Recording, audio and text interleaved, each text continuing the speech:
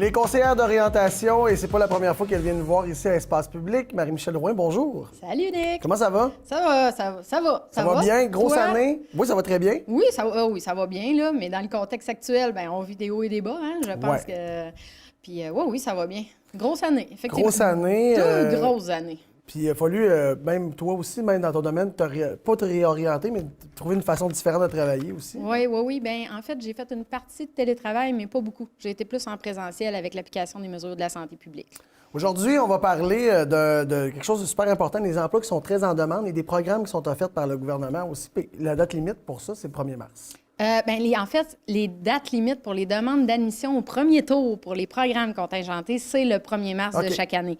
Donc, bien, cette année, le gouvernement, je ne sais pas si tu as vu ça passer par le... Là, je vais essayer de pas manquer un mot dedans. Là, le ministère du Travail et de la Solidarité sociale, j'espère, je ne les ai pas inversés. Les groupes Perspective Québec, là, les bourses que le gouvernement a offertes, je les ai feuilletées. Puis c'est intéressant que les gens prennent le temps d'aller les lire puis les voir. Sur le site Internet, il y a vraiment la liste, mais ça touche les programmes collégiaux, les techniques et des programmes universitaires, mais c'est des programmes très, très, très ciblés. Puis là, j'avais le goût de t'en parler aujourd'hui parce je reçois beaucoup de questions par rapport à ça. Puis, t'étais-tu au courant? Bien, légèrement. Légèrement. Je sais qu'il y a des programmes que le gouvernement a comme bonifiés pour essayer d'amener plus de monde dans ces domaines-là. Oui, mais c'est parce que, tu me posais la question en commençant, est-ce qu'il y a des domaines plus en demande que d'autres? Avant la pandémie, on était déjà dans un contexte de pénurie de main-d'œuvre qui s'amorçait. Et on sait que le pic s'en vient dans les prochaines années. La pandémie n'a rien amélioré à la situation parce qu'il y a beaucoup de départs à la retraite qui ont été précipités, il y a beaucoup de gens en arrêt maladie.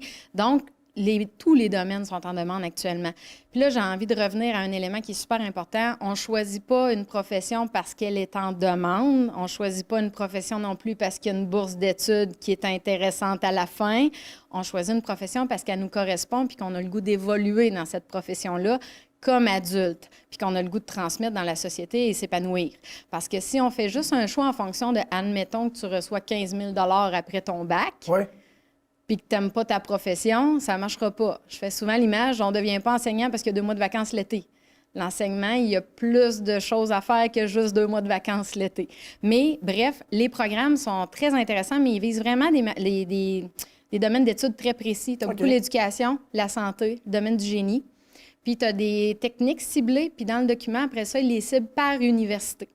Puis il y a un élément, là, il va venir probablement des informations au cours de l'automne parce que c'est applicable à partir de l'automne.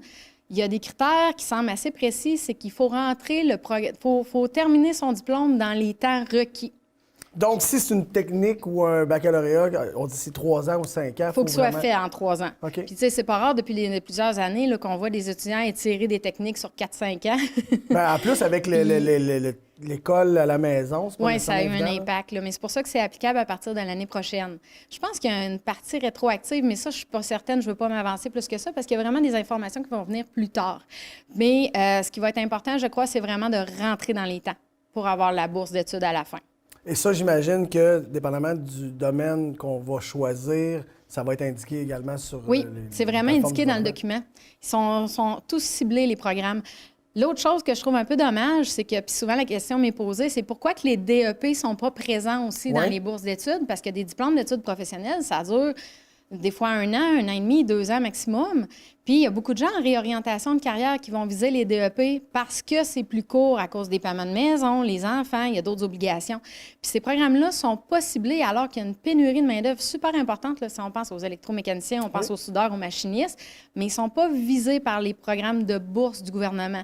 Par contre, c'est important dans votre région de faire affaire avec votre centre local d'emploi pour voir les critères parce qu'il y a des subventions qui sont offertes concernant certains DEP, de l'aide financière pour faire une réorientation en faisant un DEP. Donc ça, c'est ouvert à tout le monde, ce que je comprends, ces programmes-là. Pas nécessairement juste aux étudiants qui sortent du secondaire. Là. C'est offert vraiment à la population générale. Oui, admettons que tu voudrais te réorienter comme enseignant et aller à l'université. Alors, comment ça fonctionne? Mettons, je t'appelle, là, je vais te voir. Là. Bon, je veux recommencer, moi. Là, tu me parles d'un processus de réorientation ou tu me dis comment je fais une demande à l'université? Les deux. Les deux? Oui. Là, une démarche d'orientation, je prends le temps de te demander c'est quoi ton besoin exactement, puis je te questionne, puis il y a toute une réflexion qui s'amorce. Mais admettons que tu me dis très précisément, Marie, je veux devenir enseignant. Oui. Bon, bien là, on fait ta demande d'admission à l'université. Là, tu me dis quelle université, il faut vérifier ta cotère au cégep. Puis si t'as pas de quota collégial, bien là, tu es considéré comme candidat adulte. Ça aussi, j'entends ça souvent qu'à 21 ans, il n'y a pas de problème, on s'inscrit à l'université. Ouais. Tu as déjà entendu ça, Absolument. hein? On entend ça, puis là, il n'y a pas de problème, tu retournes à l'université. Non, ça ne marche pas comme ça. Vous devez faire une demande, puis dépendamment de votre situation, il étudie votre dossier scolaire, il étudie votre parcours professionnel aussi. Et là, l'université va vous faire faire ce qu'on appelle des cours compensateurs pour vérifier si vous avez les aptitudes à réussir à l'université. Puis si vous aimez ça aussi, fait que ça se retrouve à être les programmes collégiaux qu'on refait à l'université d'une certaine façon.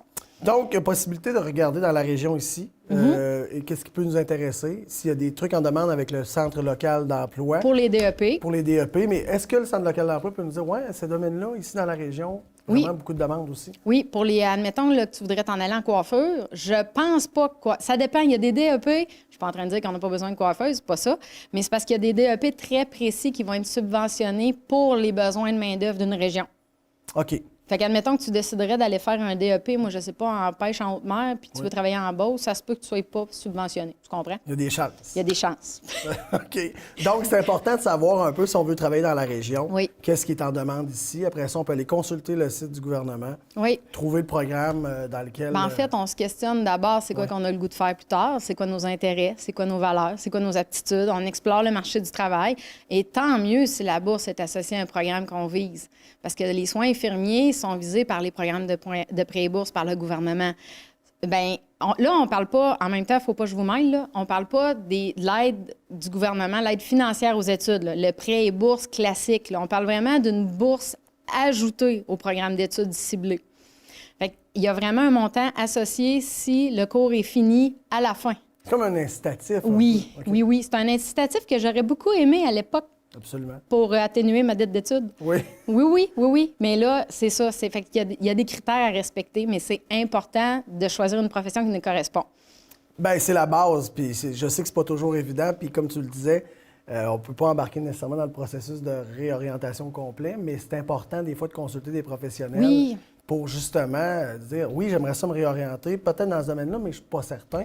Genre de choses que les gens peuvent faire en te contactant aussi. Bien oui, là. parce qu'en même temps, les gens, il y a des fois, ils viennent dans nos bureaux, mais admettons que tu veux te réorienter. Là, les adultes, il y a un élément qu'ils oublient souvent, c'est que des fois, dans la réorientation, on recommence dans le bas de l'échelle. On perd des acquis, mais on gagne autre chose. Fait qu'il y a des gains, il y a des pertes dans la réflexion. Puis ça, c'est important de faire le point là-dessus. Puis l'exemple que je te donnais avec l'université, le classique du 21 ans, ça, je n'ai eu beaucoup cette année qui sont rentrés dans mon bureau en disant « Ah, mais j'ai 21 ans, je peux m'inscrire à l'université » et en pensant que c'est facile, parce qu'il y a comme une croyance qui court que c'est facile, mais non, il y a vraiment un processus à traverser dans ce temps-là. Pour revenir à ces incitatifs-là, tu mentionnais qu'il faut réussir dans le délai prévu. Est-ce que... C'est ce que j'ai lu. Oui, est-ce que si je dois faire des cours compensateurs à l'université, j'imagine que là, ça rentre moins dans le délai prévu? Là, ça, je ne sais pas. Tu vois, question. c'est une bonne question Ouais. et il risque d'avoir des questions comme ça d'ici la fin de l'année. Mais une question que j'ai eue cette semaine, c'est oui, mais si je vais en sciences nature, est-ce que ça compte? Non. C'est quand tu vas être dans ton programme universitaire, admettons que tu vas en médecine, que là, ça va compter. Ou tu t'en vas en génie mécanique. Mais c'est pas c'est pas ton deck en sciences nature.